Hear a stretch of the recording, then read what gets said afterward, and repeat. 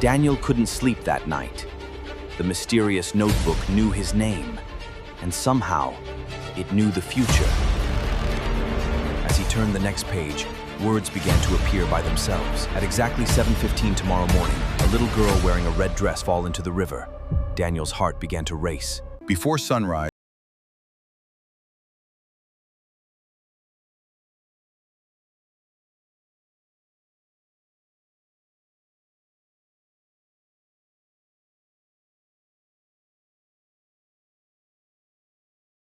just before she fell into the river. The crowd called Daniel a hero,